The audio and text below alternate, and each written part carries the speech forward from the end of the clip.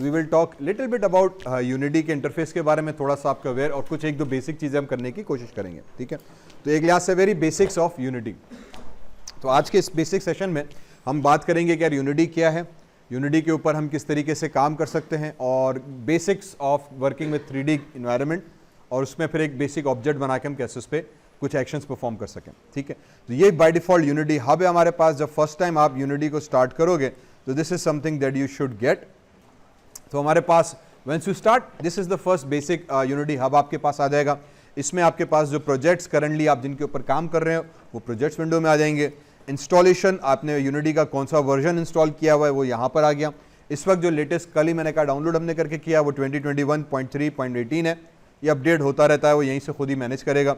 इसके बाद लर्न में चले जाएंगे तो यहाँ पे कुछ ट्यूटोरियल्स, कुछ मटेरियल्स इनके आपको मिलेंगे जिनको आप यूज़ करते हुए लर्निंग कर सकते हैं। ये बेसिक प्रोजेक्ट्स भी हैं और आपको गाइड भी करेंगे, ठीक है। कुछ ट्यूटोरियल्स भी हैं, कुछ बिगिनर लेवल के बेसिक प्रोजेक्ट्स हैं कि हमने इस पर क्या काम करना है। As I said, for example अगर मुझे मोबाइल गेम बनानी है तो उसका एक बेसिक कोर्स हमें यहाँ पे मिल जाएगा कि यार गेम कैसे बनाई जाए। तो ट्यूटोरियल्स टाइप के यहाँ पे सेशंस मौजूद हैं, हम इसके ऊपर आगे बाद में बात करेंगे कि you can use this very easily. Community में चले गए तो यहाँ पे इनके रिसोर्सेज, कम्युनिटी यूनिटी की बहुत स्ट्रॉन्ग है क्योंकि गेम डेवलपमेंट एक बहुत बड़ी फील्ड है, ठीक है। तो एनी प्रॉब्लम, एनी कोई भी इशू आ रहा है तो आप, इसका सबसे बड़ा एडवांटेज हमें ये मिलता है कि हम उसको बड़े आराम से गूगल कर सकते हैं, कम्युनिटीज़ पे जा सकते हैं। There is a plenty of resources available for Unity, तो आप आराम से उसको उठाया जा सकता है, ठीक है। यहीं से भी मिल जाती है, वरना इसके यूनिटी के वेबसाइट पे चले जाएं, वहाँ पे इसके ओपन फोरम्स पड़े हैं। बहरहाल, so once you start the first time project, आपके पास यहाँ पे विंडो आ जाएगी। You can go inside the new project. जब हम न्यू प्रोजेक्ट पे जाएंगे तो हमारे पास एक और विंडो ओपन हो गई। यहाँ पे पूछ रहा है कि आप न्यू प्रोजेक्ट बना रहे हो 3D में, 2D के अंदर, या कुछ बेसिक गेम के मॉड्यूल्स जिन्होंने बना के रखे हुए हैं आप उनके ऊपर से स्टार्ट करना चाह रहे हैं, okay. You can go inside the core projects. Sample projects पे हम चले गए तो सैम्पल प्रोजेक्ट्स हमारे पास आ गए। ऑल टेम्पलेट्स पे किया तो एक्चुअली सारे टेम्पलेट्स हमें दिखा रहा है। तो फॉर एग्जांपल FPS बनानी है, लेगो गेम बनानी है, 2D प्लेटफॉर्म वगैरह, तो ये कुछ बेसिक टेम्पलेट्स हमें गेम के प्रोवाइड कर देगा। लेकिन क्योंकि हम अभी फर्स्ट टाइम सीख रहे हैं तो I will just click on 3D and give my project name here और क्लिक ऑन क्रिएट गेम। जब क्रिएट गेम पे जाएंगे तो हमारे पास ये न्यू एक ब्लैंक सी गेम बनाकर इंटरफेस को जिस तरीके से हमें दिखा के दे देगा, ठीक है। ये हमारे पास डिफॉल्ट इंटरफेस आ जाएगा यूनिटी का। तो जब 3D किया, ब्लैंक किया, फर्स्ट टाइम हमारा इंटरफेस ओपन किया भाईजान, लेटेस्ट वर्जन के अंदर हमारे पास इंटरफेस आ गया। और before we go further, let me explain a little bit about the interface कि इसमें क्या चीज़ है, और फिर हम आहिस्ते आहिस्ते आगे बढ़ते रहेंगे। क्योंकि अभी मैंने 3D प्रोजेक्ट उठाया, तो 3D प्रोजेक्ट के हिसाब से हमें सबसे पहले क्या चीज़ नजर आएगी, एक 3D व्यू नजर आ रहा है, ठीक है।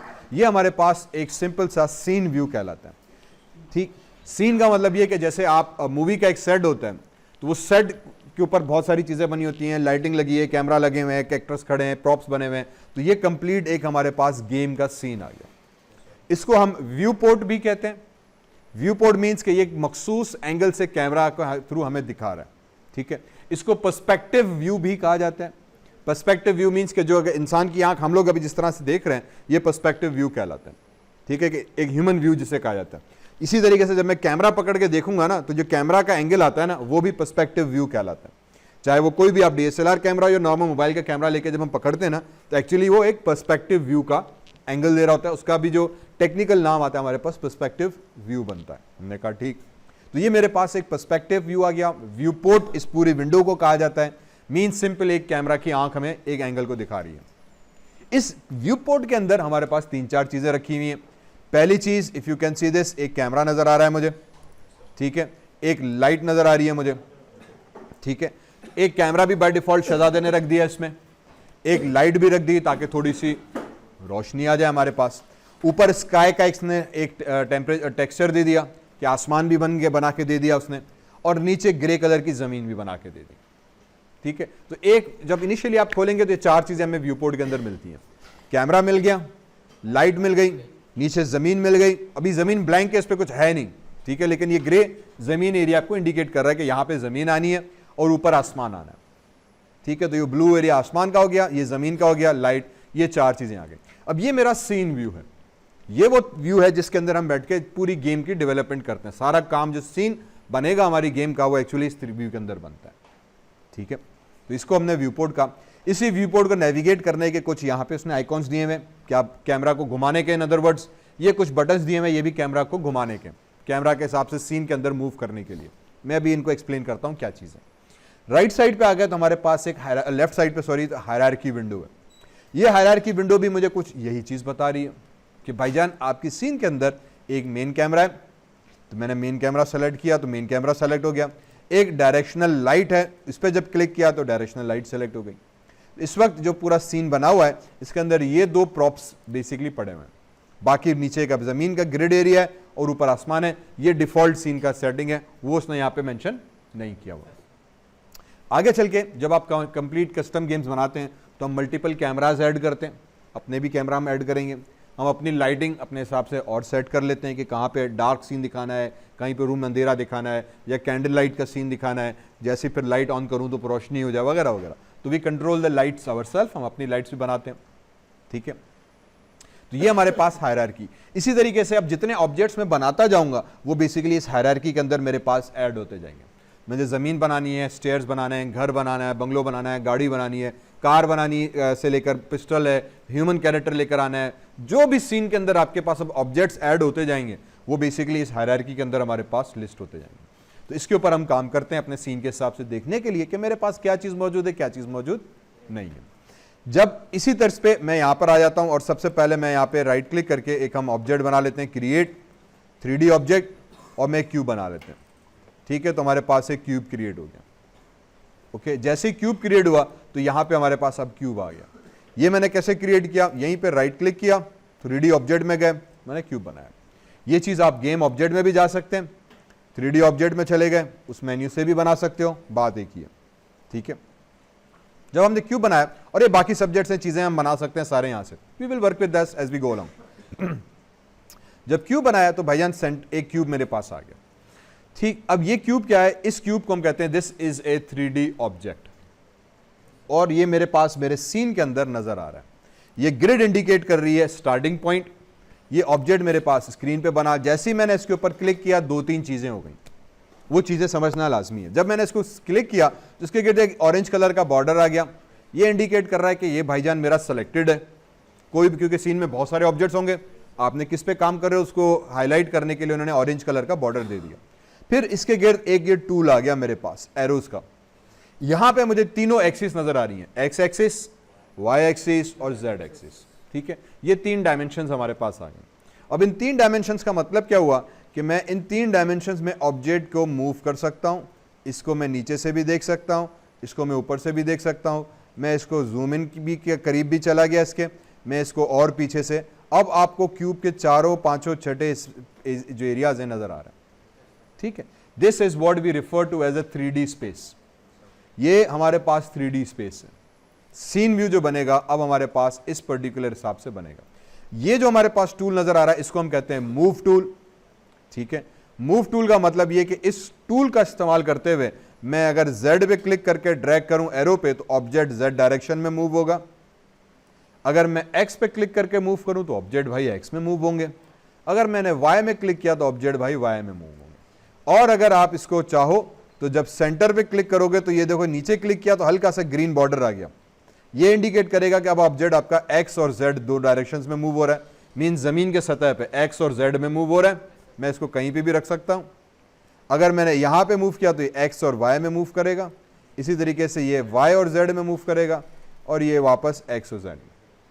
तो ये हमारे पास इस वाले टूल का नाम है। इसको जब मैंने क्लिक किया तो ये मूव टूल आ गया। उससे ऊपर हैंड टूल है, ये सिंपली सेलेक्ट टूल है हमारे सीन का, जिसको मैं सीन को उठा के सेलेक्ट कर रहा हूं। फिर मैंने मूव टूल पर आया, ऑब्जेक्ट पे क्लिक किया तो मेरे पास मूव टूल आ गया। जब मैंने ऑब्जेक्ट को सेलेक्ट किया हुआ है तो अब मेरे पास एक और राइट साइड पे विंडो ओपन हो गई जो पहले बिल्कुल ब्लैंक थी, ठीक। इसको हम कहते हैं इंस्पेक्टर विंडो। इस इंस्पेक्टर विंडो के अंदर भी हमारा पास बहुत जबरदस्त किस्म की सेटिंग्स हैं and already as you can see बहुत सारे ऑप्शंस हमें ऑलरेडी कॉम्प्लेक्स नजर आ रहे हैं। Let me break it down. सबसे पहले क्यूब का नाम चेंज कर सकते हैं, आगे चल के भी वो भी कर देंगे। नीचे आ जाता है ट्रांसफॉर्म की एक टैब।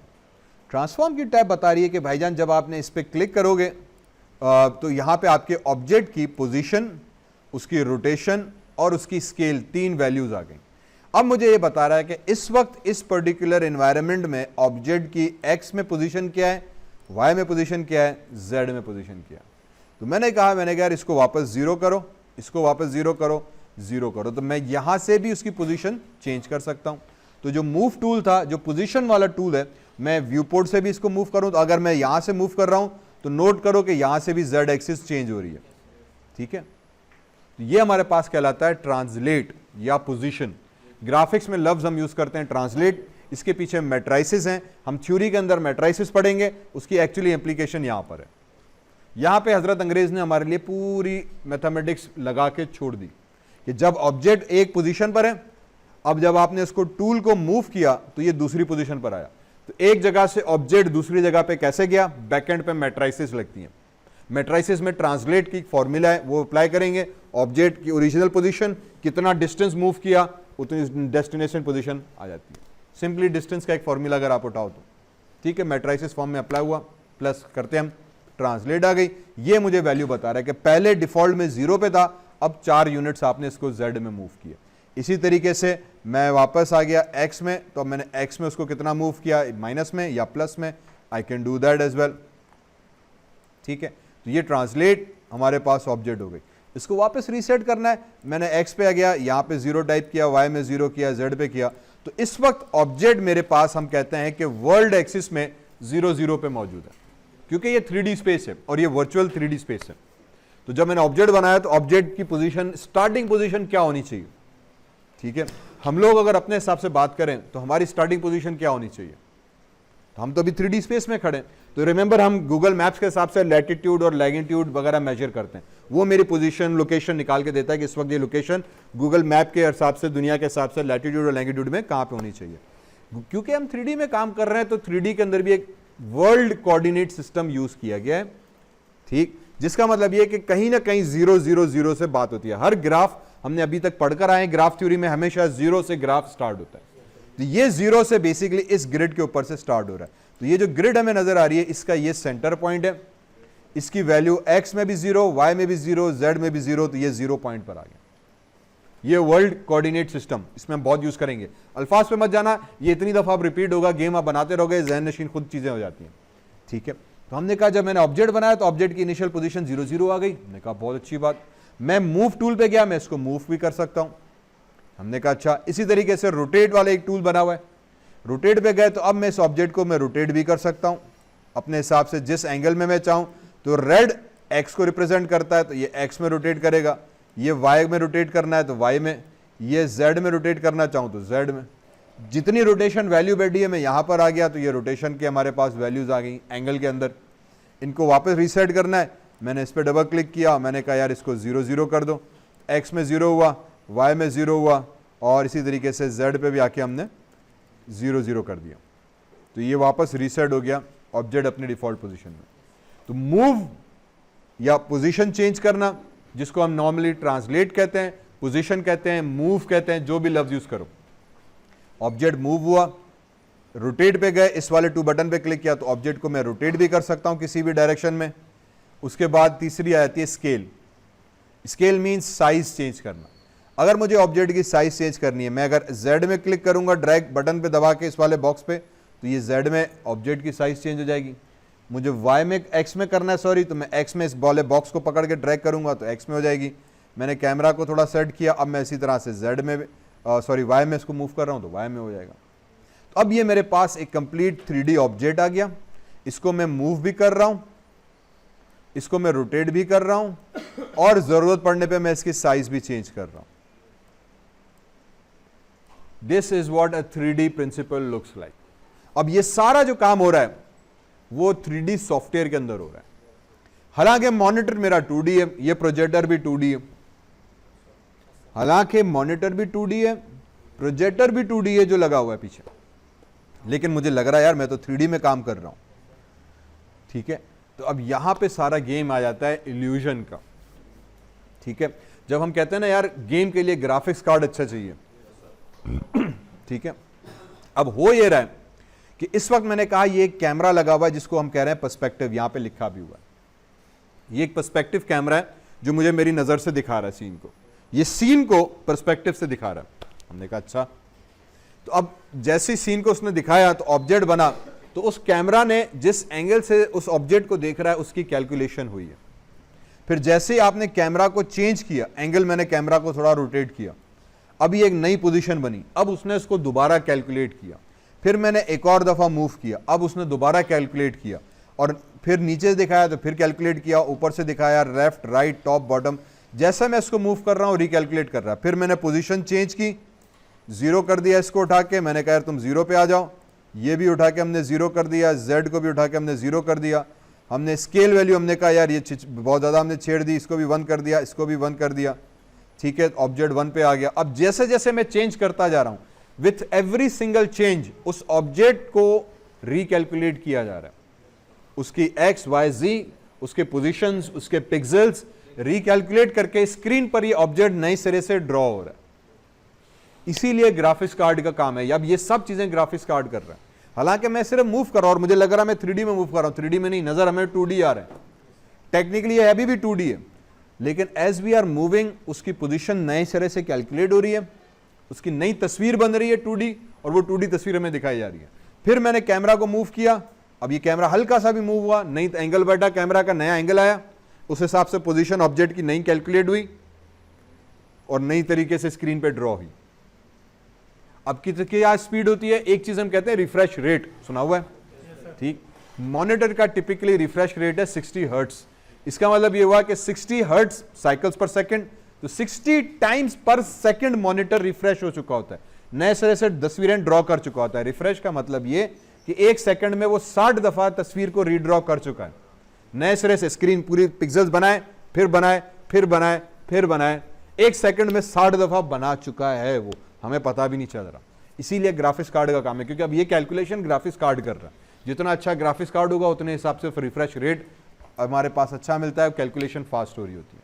तो जितनी दफा मैं कैमरा मूव कर रहा हूं, ये मेरा ग्राफिक्स कार्ड उतनी दफा उसको रिकैलकुलेट करके उतनी दफा रीजनरेट कर रहा है, लेकिन वो इतने फास्ट कर रहा है, बिलियंस ऑफ इंस्ट्रक्शंस पर सेकंड प्रोसेस हो रही हैं, हमें पता भी नहीं चल रहा, हमें लग रहा है कि यार हम 3D में अंदर काम कर रहे हैं। तो ये दरअसल अभी भी इल्यूजन है, रिकैलकुलेट हो रही है फिगर और हमारे स्क्रीन पर आ रही है। बात क्लियर हुई? अब ये ट्रांसलेट, रोटेट, स्केल, ऑब्जेक्ट की ट्रांसफॉर्मेशन प्रॉपर्टीज इंस्पेक्टर के अंदर आ गए। उसी के बाद मैं इस बात को थोड़ा सा मुकम्मल करते हुए चलें, मैं इसको वापस 0 0 कर देता हूं क्यूब को, ठीक है। नीचे आ गया तो यहां पे क्यूब एक आ गया। ये मुझे बताएगा कि जब मैं इसको रेंडर करके फाइनल आउटपुट निकालूंगा तो इसको मैं किस तरीके से कैलकुलेट करूं। ये एक ऑब्जेक्ट है, मैंने कहा ठीक, इस ऑब्जेक्ट का नाम है क्यूब, मैंने कहा ठीक, लेकिन जब इसको ग्राफिक्स कार्ड आपका कैलकुलेट करेगा फाइनल एक तस्वीर बनाने के लिए, अभी ये व्यू पोर्ट के अंदर है ना फाइनल, तो इसको यहां पे हम किस तरीके से बना, तो यहां पे लिखा है भाई इसको क्यूब करके कैलकुलेट करना।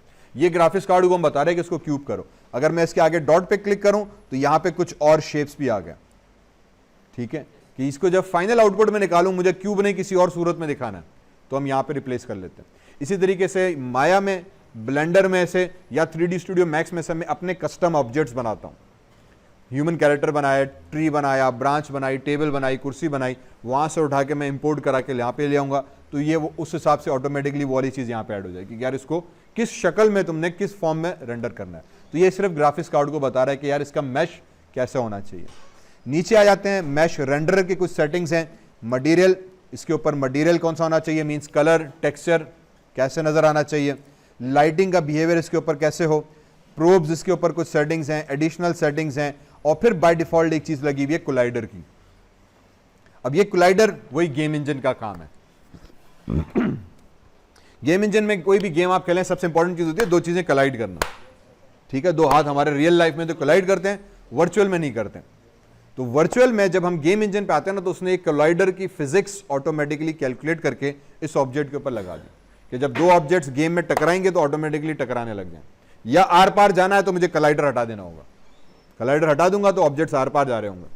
लेकिन गेमिंग में पता है कि हमें साइड से टकराना, दीवारों से टकराना, दीवार के आर पार कैरेक्टर ना जाए, तो हम कोलाइडर लगाते हैं। तो ये एक बाय डिफॉल्ट कोलाइडर है, बॉक्स कोलाइडर इस भाईजान के ऊपर लगा हुआ है, ठीक है। इसी तरीके से इसमें और भी बहुत सारी सेटिंग्स हैं जो ऐड होती रहती है। नीचे ऐड कंपोनेंट दिया, हम कंपोनेंट्स ऐड करते रहते हैं। इस इंस्पेक्टर के ऊपर हम सेटिंग्स को कंट्रोल कर रहे होते हैं, ठीक है। तो ये बहुत सारी सेटिंग्स हैं, डोंट वरी, जैसे जैसे हम काम करते हैं हम इनके साथ खेलते जाते हैं। इन सेटिंग्स के ऊपर काम होगा।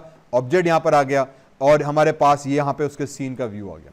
नीचे हमारे पास प्रोजेक्ट विंडो आ गई। जितने भी files, materials, objects, textures, colours, scripts हम इस्तेमाल करते हैं, वो सब के सब यहाँ पे प्रोजेक्ट विंडो के अंदर नजर आना शुरू हो जाएगा। बाय डिफॉल्ट भी मौजूद हैं, हम अपने कस्टम भी बनाना शुरू कर रहे होते हैं। ठीक है, अब फाइनली वापस व्यू पोर्ट में आ गए। अब यहां पे एक और चीज मैं हरकत करता आया हूं, कैमरा को मूव करना।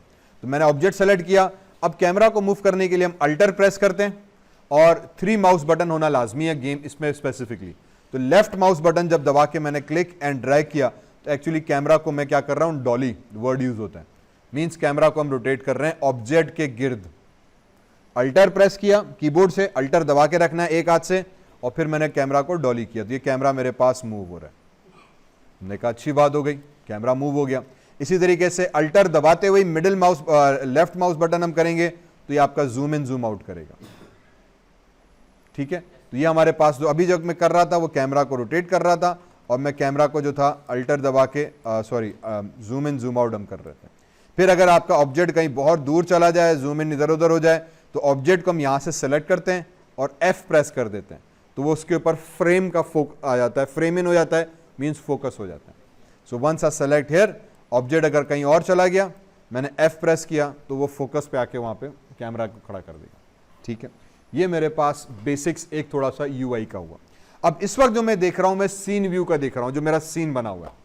फिर यहीं पे एक ऑप्शन दिया हुआ है गेम का, मैंने इस पर क्लिक किया तो अब जो व्यू मेरे पास आ रहा है एक टैब का कि ये आपकी गेम, कि जब यूजर गेम खेलने जाएगा तो उसको क्या नजर आएगा। अब इस वक्त जो कैमरा है ना, ये वो कैमरा जो मेरे पास यहां पे मौजूद था, ये वाला मेन कैमरा। ठीक है, अब ये जो कैमरा है ना मुझे बता रहा है कि यार मैं सीन को कुछ इस एंगल से यूं देख रहा हूं। ठीक है, इसी वजह से यहां पे भी मिनी कैमरा एक छोटा व्यू आ गया। फाइनल आउटपुट जो गेम यूजर को नजर आएगी, यूजर को ये वाला व्यू नजर आएगा। अगर मैं गेम में भी जाऊं तो यूजर को ये वाला नहीं नजर आएगा। यहां पे ऑप्शन दिया हुआ है प्ले का, गेम खेलनी है हमें, खेल लेते हैं। प्ले किया तो अब ये स्क्रिप्ट सारी गेमिंग लोड करके मेरी गेम उसने स्टार्ट कर दी। ऑब्वियसली फिलहाल कुछ कर नहीं रहे हम, तो उम्मीद है कि यहां पे कुछ हो भी नहीं रहा होगा। ठीक है, ब्लैंक व्यू आ रहा है क्योंकि अभी कोई कैरेक्टर नहीं है, कोई चीज मूव नहीं हो रही, कैमरा मूव नहीं हो रहा है, सादा सी गेम बनी हुई है। गेम व्यू में हम खड़े हैं, मैंने वापस प्ले पे दबाया तो स्टॉप हो गया, हम सीन में आ गए, बेसिक चीज हमारे पास बन गई। ये रहा 3D एक ऑब्जेक्ट बना। इस ऑब्जेक्ट को सेलेक्ट किया, मैंने इंस्पेक्टर में गए, मैंने यहाँ पे नाम दे दिया कि for example step base underscore या स्टेप बेस कर लेते हैं।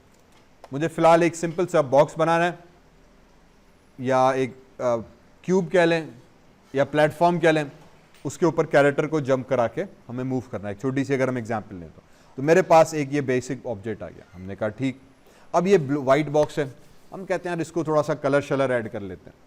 कलर ऐड करने के लिए हम आ जाएंगे एसेट्स के फोल्डर के अंदर।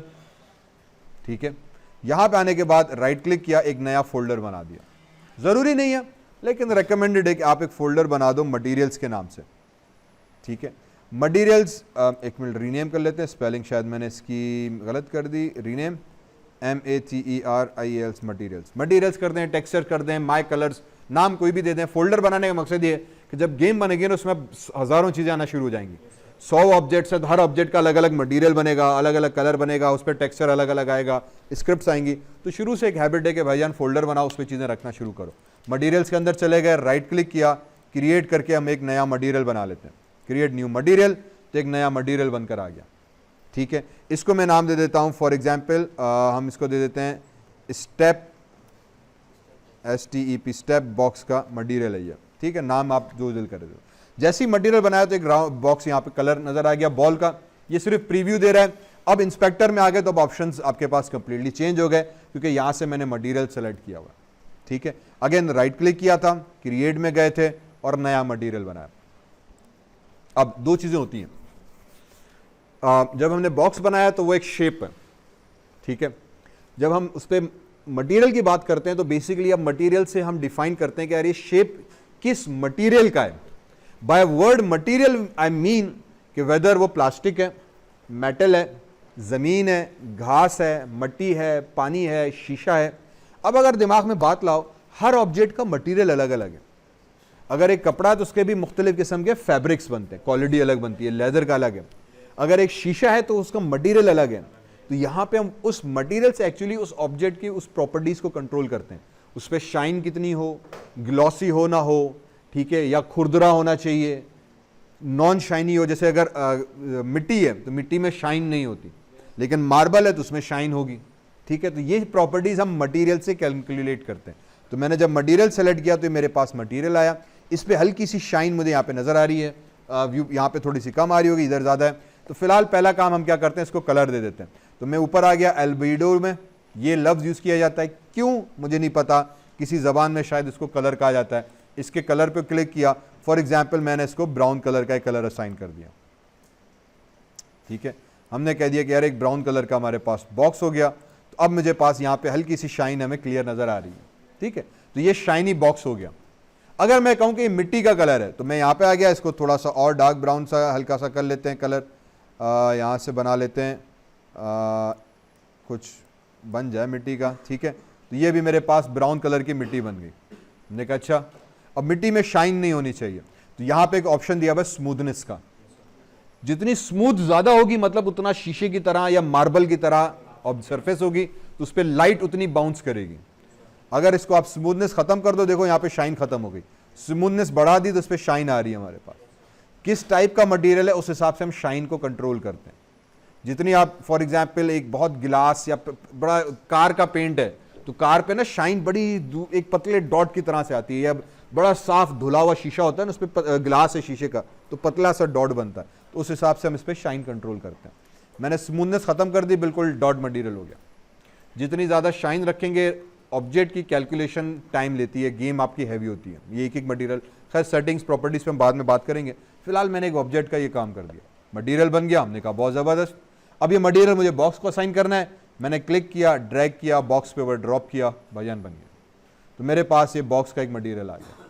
हमने कह दिया बहुत ज़बरदस्त हुआ। मैंने कहा साइज़ इसकी छोटी है, यहाँ पे आके 2 और वाई में नहीं Z में 2 कर लेते हैं।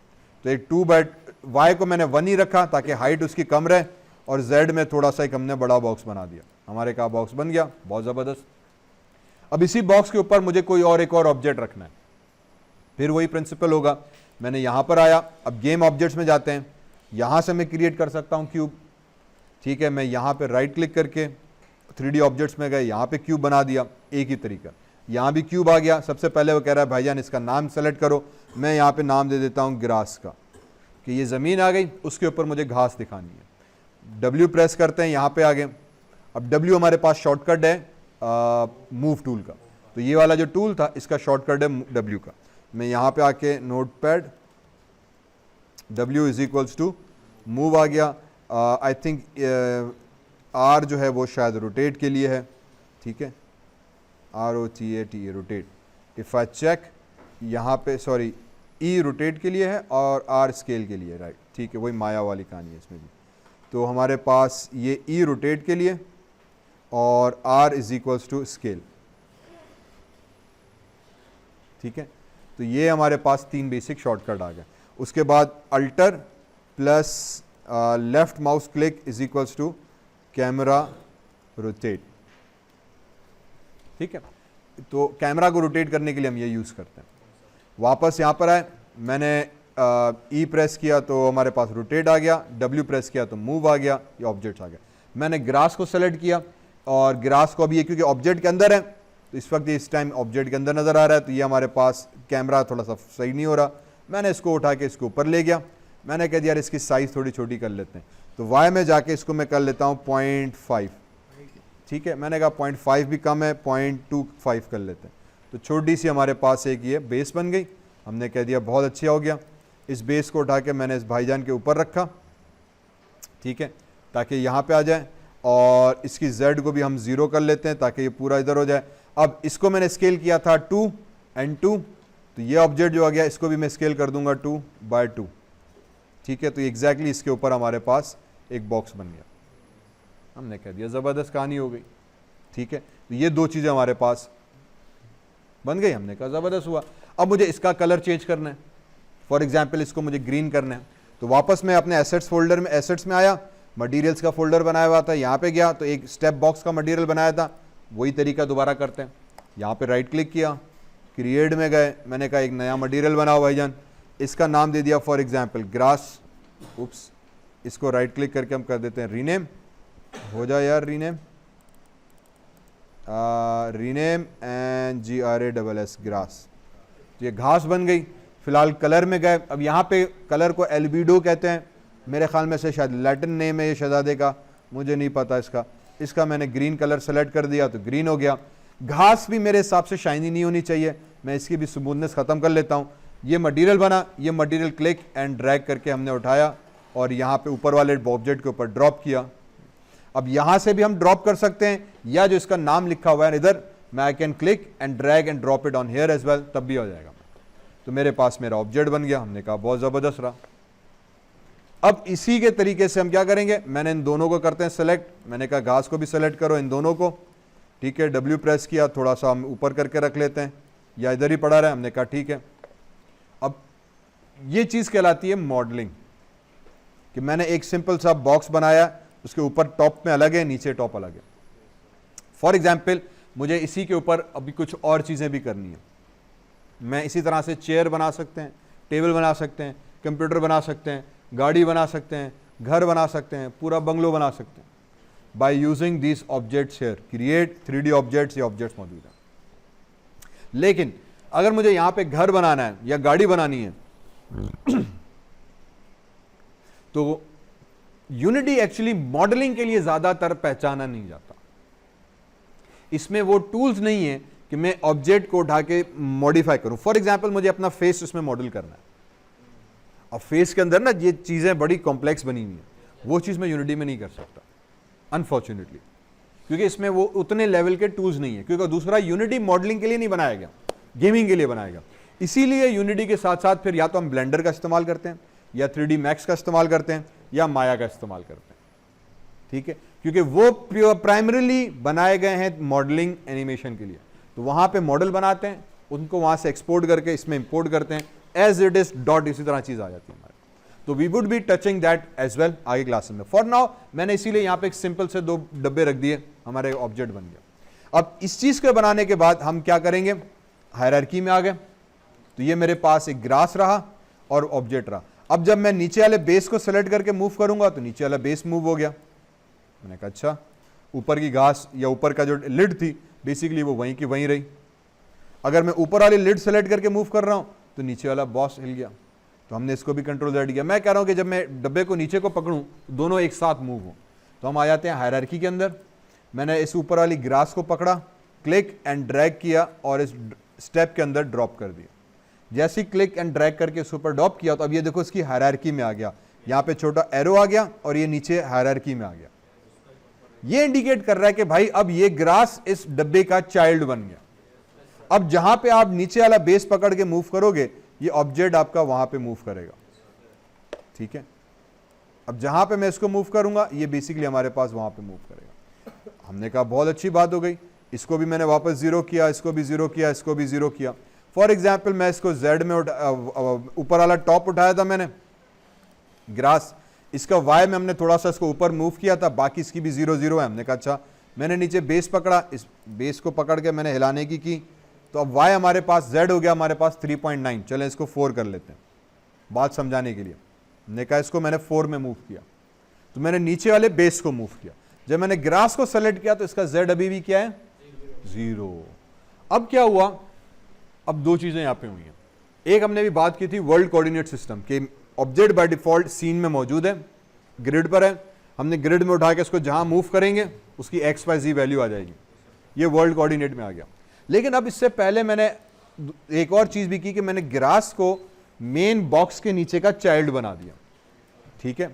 हमने कहा ठीक है, इसको बल्कि ग्रास की जगह पे मैं लिड कर लेता हूं तो नाम मेरे पास आसानी हो जाएगी, ठीक है। लिड आगे, ढक्कन जिसे हम इंग्लिश में कहते हैं। तो ये डब्बा आ गया, डब्बे के ऊपर का ढक्कन आ गया, ये ढक्कन उसका बेसिकली चाइल्ड बन गया। अब जब मैं बेस को मूव कर रहा हूं तो चाइल्ड भी मूव हो रहा है, लेकिन जब मैं चाइल्ड को सेलेक्ट कर रहा हूं तो यार इसकी XYZ चेंज ही नहीं हो रही है, ठीक। वाई? क्योंकि अब चाइल्ड जो है, सॉरी, अब जो ये लिड है ये अपने बॉक्स का चाइल्ड है, ठीक है। हाँ, अब इस चाइल्ड की अपनी लोकल एक्सिस कोऑर्डिनेट है, एक वर्ल्ड एक्सिस कोऑर्डिनेट जिसमें पूरा डब्बा मूव हो रहा है और एक लोकल एक्सिस कोऑर्डिनेट, ठीक है। फॉर एग्जांपल मेरे हाथ में एक मार्कर है, ठीक है, मैं अभी खड़ा हूं XYZ पे 0 0 पे, मैंने अपने हाथ को मूव किया, मैंने हाथ को मूव किया तो हाथ की पोजीशन चेंज हो गई, लेकिन मार्कर की पोजीशन क्या होगी मार्कर की पोजीशन 0 0 ही होगी, क्योंकि मार्कर मेरे हाथ के साथ चाइल्ड बना हुआ है। मार्कर को हमने नहीं हिलाया, हमने एक्चुअली में हाथ को हिलाया। तो मार्कर की पोजीशन आप पता करोगे आपको 0 0 0 मिलेगी, लेकिन हाथ की पोजीशन हमारी चेंज मिलेगी। मार्कर अब लोकल एक्सिस पे चल गया, हाथ आपका वर्ल्ड एक्सिस पे मूव कर रहा है। इसी वजह से फिर गेमिंग हमारे पास आसान से बनती है, एनवायरमेंट्स इजीली बनते हैं। फॉर एग्जाम्पल आप एक कार बना रहे हैं, तो एक कार के अंदर दरवाजे भी आ गए, विंड स्क्रीन भी आ गई, टायर्स भी आ गए, पूरे इंजन पार्ट वार्ट आ गया। तो जब आप कार को मूव करते हो ना, तो आप उसका एक ऑब्जेक्ट मेन करते हो, उस एक ऑब्जेक्ट को मूव करते हो, तो सारे पार्ट्स उसके साथ मूव हो रहे हैं। ठीक है, इस वजह से एक ऑब्जेक्ट की वैल्यू कैलकुलेट होती है। अगर सारे पार्ट्स की चेंज होती तो फिर कैलकुलेशन बहुत मुश्किल हो जाती। तो हम कहते हैं कि जब एक पेरेंट को आप मूव करोगे तो चाइल्ड ऑटोमेटिकली मूव होंगे। इससे क्या होगा कि हमारे पास गेमिंग के अंदर एक ऑब्जेक्ट की मूवमेंट काउंट होती है, ऑटोमेटिकली चाइल्ड फॉलो हो रहे हैं। चाइल्ड की वैल्यू 0 0 ही है, क्योंकि वो लोकल ही हो गया, उसके चाइल्ड हो गया, मेन ऑब्जेक्ट अपना वहीं पे होगा। ठीक, ये मेरे पास मेन स्टेप बन गया एक चीज। फिर हम क्या करेंगे, अब इसमें एक और कॉन्सेप्ट आता है प्रीफैब्स का। प्रीफैब्स का क्या कॉन्सेप्ट है कि मैं एसेट्स में आ गया, मैंने राइट क्लिक किया, क्रिएट में गए, एक फोल्डर बना लेते हैं। सॉरी, ये तो स्क्रिप्ट्स के अंदर चला गया। एसेट्स में चले गए, यहां पर आके क्रिएट फोल्डर बना देते हैं प्रीफैब का। एंड यूनिटी के अंदर हमें ये टर्म कॉमनली सुनने को मिलेगी प्रीफैब की। हमने कहा अच्छा, ये प्रीफैब क्या करता है? प्रीफैब बेसिकली मतलब ये हुआ कि ये ऑब्जेक्ट आपने बनाया, इसको राइट क्लिक किया और यहां पे ऑप्शन इस तरह आना चाहिए कि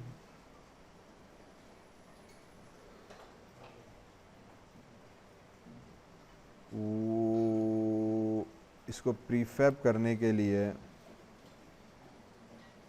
इसका ऑप्शन, एक मिनट में डन हो गया। ठीक है, कंट्रोल Z कर लेते हैं।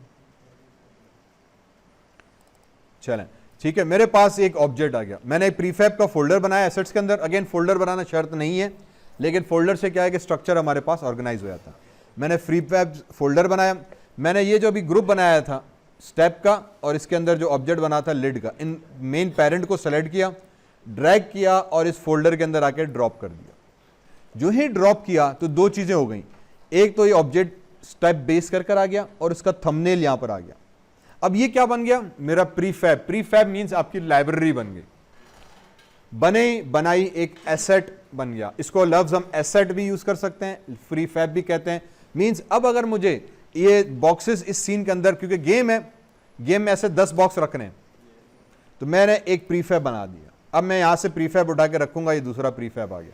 मैंने प्रीफैब उठा के, सॉरी, ठीक है, मैंने यहां से उठा के तीसरा प्रीफैब रखा, मैंने चौथा बॉक्स किया, मैंने पांचवा बॉक्स किया। अब मैं जितने चाहे अपने सीन के अंदर ये डब्बे रखता जाऊंगा, मेरा एक डब्बे बन गया, मुझे बार बार बनाने की जरूरत नहीं बनी। तो प्रीफैब का मतलब समझो ये हुआ कि हमने एक ऑब्जेक्ट बनाया, बॉक्स पूरा बनाया, ढक्कन, उसको कलर टेक्सचर दिया, उसको वहीं सीन से ड्रैग एंड ड्रॉप करके अपने एसेट्स फोल्डर के अंदर डाल दिया। मैंने प्रीफैब का फोल्डर बना के उसमें डाल दिया। यूनिटी खुद ही उसका थंबनेल भी ले लेगा, कलर वलर सारी सेटिंग करके यहां पे रख दी। एडवांटेज इसका ये मिलता है कि अब मैं उस एक ऑब्जेक्ट को 100 दफा यूज कर पाऊंगा। दूसरा इसका मेजर एडवांटेज, और यूज करने के लिए मुझे सिर्फ ड्रैग एंड ड्रॉप करना, ऑब्जेक्ट बनाया गया। दूसरा मेजर एडवांटेज ये बनता है कि मैं अब एक दफा इस प्रीफैब पे अगर डबल क्लिक करूं तो एक नई विंडो ओपन हो गई।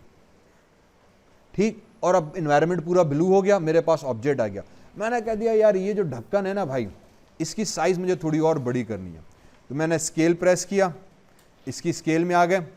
मैंने इसको कहा कि यार ये Z में भी थोड़ा सा बड़ा हो जाए और X में भी थोड़ा सा ये बड़ा हो जाए। फॉर एग्जाम्पल यहाँ पर आ गए तो मैं 1.1 कर लेते हैं। ठीक है, ये हो गया, और 1.1 Z में हो गया। ठीक है, और ये जो Y में था, मैंने कहा यार Y में बहुत ज़्यादा है, इसको थोड़ा छोटा कर लेते हैं, तो मैंने छोटा कर दिया। ठीक है, ऑलमोस्ट -1 बल्कि ये हो गया 0.12 कर देते हैं, माइनस हटा दिया मैंने। ठीक है, तो पतली सी एक लिड आ गई मेरे पास और ये बॉक्स बनकर आ गया। हमने कहा ज़बरदस्त हो गई। अब जैसे ही आप इस प्रीफैब से बाहर आने के लिए ये वाला एरो है, इसी स्टेप के अंदर अब यहाँ पे हायरार्की भी चेंज हो गई, इंडिकेटिंग कि यार ये आपका जो है अब आप स्टेप बेस के अंदर हो। बाकी सब चीज़ें गायब हो गई, ये बता रहा है स्टेप बेस उसकी लिड है, आप किस चीज़ पे काम कर रहे हो। मैंने कह दिया यार मुझे प्रीफैब को चेंज किया, मैंने जैसे एरो पे बेस पे चेंज किया, नोट करो तमाम के तमाम की बेसिस चेंज हो गई। ठीक, क्यों चेंज हो गई? क्योंकि अब आपने एक प्रीफैब बनाया था, आपने प्रीफैब की मेन में एडिट किया, सारे ऑब्जेक्ट्स एडिट हो गए। ठीक, क्योंकि सेंटर वाले को हमने प्रीफैब से नहीं बनाया, ये डिफॉल्ट ओरिजिनल ऑब्जेक्ट है। ठीक, अब भले अब इसको आप भले डिलीट कर दो, ये किसी काम का नहीं रहा। अब मैं प्रीफैब उठा के यहाँ पे रखूंगा, क्योंकि मैंने यहाँ से ड्रैग एंड ड्रॉप करके जो रखे थे वो बन गया।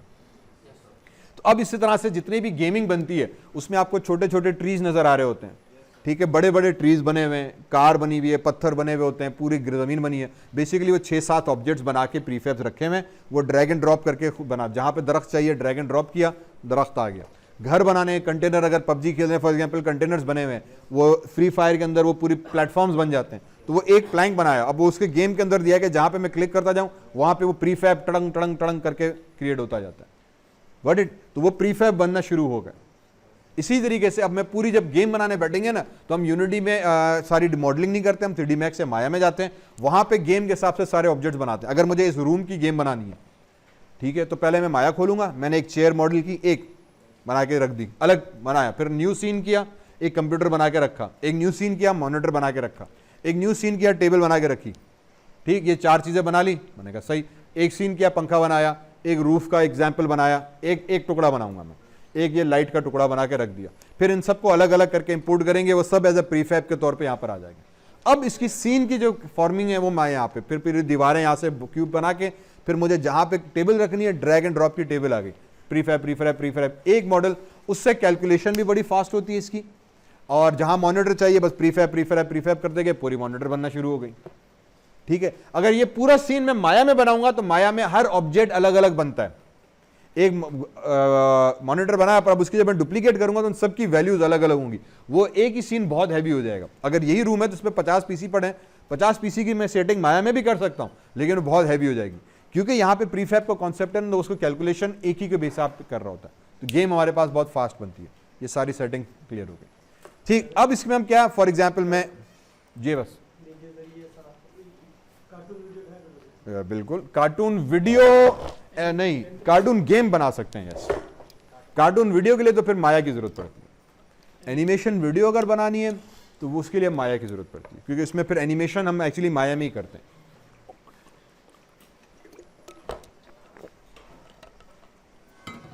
ठीक है, अब फिर फाइनल क्या हुआ, फॉर एग्जाम्पल मेरे पास ये ऑब्जेक्ट्स आ गए, इसको मैं अब जैसे भी अब गेम के हिसाब से प्लेस करना चाहूँ, मैंने कह दिया एक ऑब्जेक्ट इधर आ जाए, दूसरा ऑब्जेक्ट इधर आ गया, और मेरे पास तीसरा ऑब्जेक्ट इस तरफ आ गया, चौथा ऑब्जेक्ट में उठा के एक्स एंड वाई में लाके यहाँ पे रख दिया।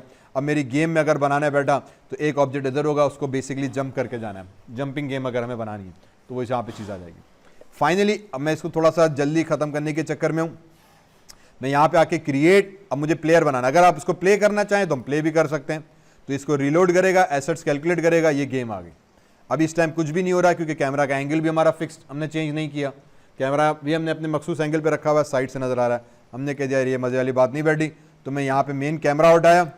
ठीक है, मैं अपने कैमरा का एंगल भी चेंज कर सकता हूँ। अब देखो जैसे मैं कैमरा चेंज कर रहा हूँ, ये छोटा सा प्रीव्यू दे रहा है कि आपका गेम कैसे नज़र आएगी। तो आप इसको किसी जिस एंगल से रखना चाहो, कैमरा को हम एडजस्ट कर लेते हैं कि यार तुम्हारे पास रोटेट, थोड़ा सा इस तरह से रोटेट करते हुए मुझे दिखाओ W, थोड़ा सा पीछे जाओ तो मुझे इस एंगल से गेम दिखाओ कि ऊपर से प्लेस कर रहा है। अब अगर मैं प्ले करने गया तो मुझे ऊपर से ये प्ले करता हुआ आ रहा है कि मैं ऊपर से प्लेयर के हिसाब से जंप करता हुआ यहाँ से जाऊँगा। हमने कह दिया ठीक है, प्लेयर नहीं है भाईजान, प्लेयर कैसे ऐड करें? मैंने कहा कोई मसला नहीं है, राइट क्लिक किया, 3D ऑब्जेक्ट में गए, यहाँ पे हम एक कैप्सूल बना देते हैं। ठीक है, बाय डिफ़ॉल्ट हम अभी तो ह्यूमन कैरेक्टर भी ले आते हैं, एनिमेटेड कार्टून्स भी आते हैं वगैरह वगैरह। फिलहाल हम कैप्सूल से स्टार्ट करते हैं, तो एक डिफ़ॉल्ट हमारे पास कैप्सूल बन गया। ठीक है, अभी फिलहाल हम ज़्यादा कॉम्प्लेक्सिटी में नहीं जाते, एक कैप्सूल उठाया, मैंने सिंपल इस प्लेयर को एज ए कैप्सूल के तौर पे कंसिडर कर रहा हूँ। ये मेरे पास एक दवाई की जो गोली है वो डिस्प्रिन वाली, ये हमारे पास एक प्लेयर आ गया। हाँ, क्योंकि लाइट दी हुई है ना, ये लाइट दी हुई है। ठीक है, इस लाइट की वजह से शेडो ऑटोमेटिकली आ रहा है। नहीं नहीं नहीं, ये लाइट डायरेक्शनल लाइट है। ठीक है, इस लाइट को हम कहते हैं डायरेक्शन। इसको आप भले कहीं पे भी रखो, उसका कोई फर्क नहीं पड़ता। डायरेक्शन का मतलब ये कि ये बता रही है कि इस वक्त लाइट इस डायरेक्शन से आ रही है, जिसकी वजह से शेडो भी देखो यूं गिर रहा है। ठीक है, हाँ, अब लाइट इसके मतलब ये लाइट की डायरेक्शन ये। हाँ, अगर आप चेंज करना चाहो तो लाइट को भी उठा के आप रोटेट करो। अब देखो जैसे मैं लाइट को ट्विस्ट कर रहा हूँ तो शेडो टर्न हो रहा है। ठीक है, कि जहां से लाइट का एंगल आपने सेट करोगे वो आ जाएगी। नहीं, एक ही लाइट काफ़ी रहती है। मैंने वही कहा कि अब ये सारी चीज़ें हैं, हम लाइट्स भी बढ़ाते हैं, लाइट्स कम भी करते हैं, डायरेक्शनल लाइट्स हैं, डिफरेंट टाइप, पॉइंट्स लाइट है, बल्ब के लिए पॉइंट का इस्तेमाल होता है। ये अभी सनलाइट को रिप्रेजेंट कर रही है कि सूरज यहाँ पर है, तो जहाँ पे सूरज निकला और चारों तरफ रोशनी है, तो ये ओपन एक ज़मीन है, समझो मैदान है, सूरज निकला हुआ है, तो डायरेक्शनल लाइट सूरज को रिप्रेजेंट कर रही है, उस डायरेक्शन में आपके पास शेडो है। तो अगर सूरज मेरे पीछे होगा तो शेडो मेरा आगे गिरेगा, सूरज अगर मेरे सामने है तो शेडो मेरा पीछे गिरेगा। अब आपके ऊपर आप कहाँ पे रखना चाहो, तो आपने सिंपली इसको मूव, रोटेट, स्केल करके शेडो के हिसाब से पोजीशन करना है। कहानी सिंपल हो गई। हमने कह दिया सिंपल, मैंने कह दिया ये मेरा शहजादा आ गया इधर, ठीक है, ये हमारे पास विटामिन की गोली जो है ये ह्यूमन हो गई। मुझे इसकी साइज कंट्रोल करनी है, मैं इसको भी कर लेता हूँ फॉर एग्जांपल 0.5, ठीक है, 0.5 y में और 0.5 z में। तो एक छोटा सा साडा बंदा ऐसे आ गया जी। हमने कह दिया ज़बरदस्त हो गई कहानी। अब अगर मैं इस गेम को प्ले कर रहा हूँ तो मेरे पास गेम प्ले होगी, प्लेयर भी आ गया, लेकिन हो कुछ भी नहीं रहा, ना आगे जा रहा ना पीछे जा रहा, क्योंकि अभी हमने इसमें कंट्रोल्स ऐड नहीं किए, ठीक है। ये एज ए कैरेक्टर बिहेव कर रहा है। मैं इसको बाद में रिप्लेस कर सकता हूँ एनिमेटेड कैरेक्टर के अंदर किसी भी सूरत में। फिलहाल टेस्टिंग के लिए हम किसी को भी कैरेक्टर का तस्वर कर सकते हैं। मुझे इसको कैरेक्टर की प्रॉपर्टीज ऐड करनी है। पहली चीज हम क्या ऐड करते हैं, आ जाते हैं नीचे ऐड कंपोनेंट के अंदर। यहां पे आने के बाद ऐड में गए, यहां पे एक हम चीज ऐड करेंगे रैगडॉल।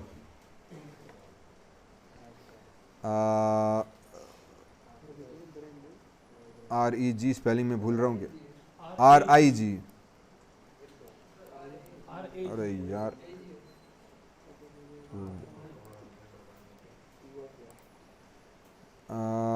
ठीक है, खैर मैं अब पहले ही बता दूं। अगर हम ऐड कंपोनेंट में जाएं तो यू विल फाइंड कि there are lots of different components that you can add.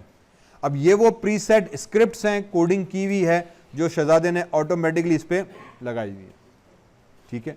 ये जितनी भी आप फिजिक्स के प्रिंसिपल्स आएंगे कि ऑब्जेक्ट गिरे, कलाइड हो, बाउंस हो, एनिमेशन हो, एक्सप्लोड हो, ये सारी आधे से ज़्यादा कोडिंग इन्होंने यहाँ पे की हुई है।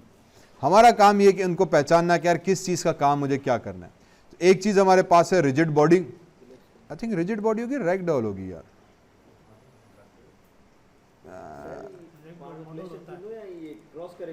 Let me try rigid body, ठीक है। मैं रिजिड बॉडी इस पे लगाता हूँ पहले, let me hit a rigid body, ठीक है, रिजिड बॉडी आएगी, सॉरी यस, रिजिड बॉडी मैंने लगा दी। अब मैंने ऐड कंपोनेंट्स में गया, मैंने रिजिड बॉडी लगाई। रिजिड बॉडी एक फिजिक्स का प्रिंसिपल है। फिजिक्स का प्रिंसिपल ये है कि हमारा जिस्म एक बॉडी है, उसके ऊपर सर्टेन मास लगा हुआ है, ठीक है, हमारा जिस्म का एक मास है, वेट है, इसके ऊपर ग्रेविटेशनल फोर्स अप्लाई हुई हुई है, इसके ऊपर ड्रैग एक फोर्स है जो फ्रिक्शन के तौर पे आती है, हमारा अपना एक एयर प्रेशर हम हैंडल कर रहे हैं। ये सारी फिजिक्स की कानून है। शहजादे रिजिड बॉडी ने सब कैलकुलेट करके खुद ही लगाया हुआ है।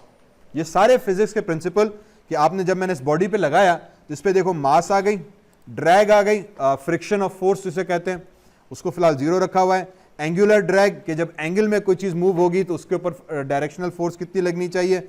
यूज ग्रेविटी, इसके ऊपर ग्रेविटी का असर हो ना हो, हमने चेक लगा दिया।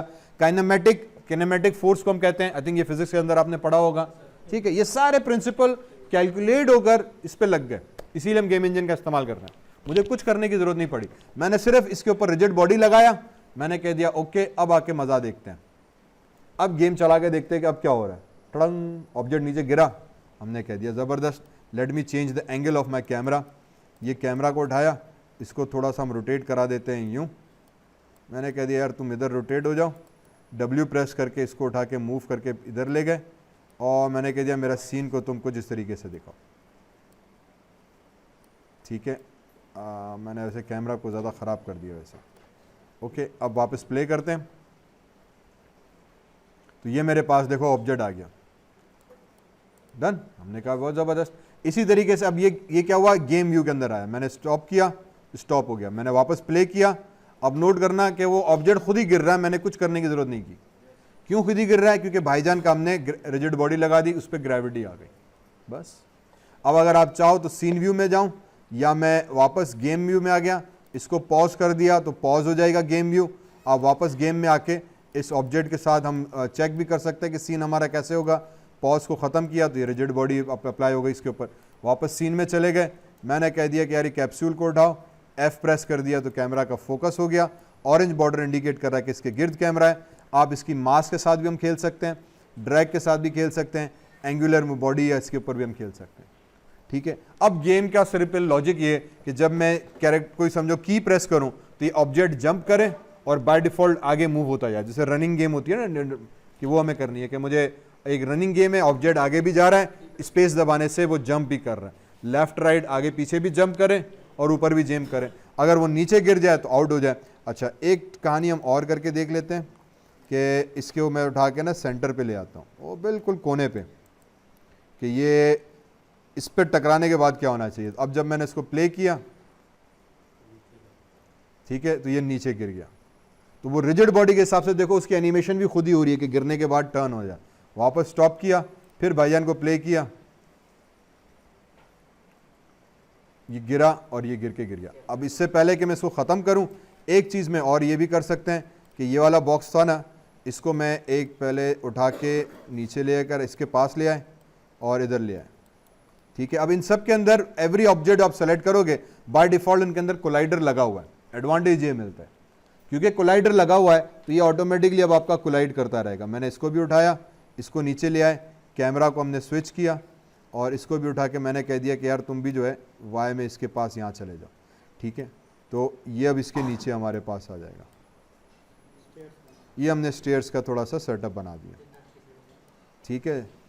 और अब अगर मैं इसको यहीं पे रखते हुए मैं वापस अब मेरे कैमरा व्यू में आ जाते हैं, किधर गया मेरा मेन कैमरा, तो ये मुझे स्टेप्स आ गए। इस कैमरा को उठा के थोड़ा सा मैं नीचे ले आया, प्ले गेम किया, तो ये गिरा, ये इधर आके नीचे गिर पड़ा।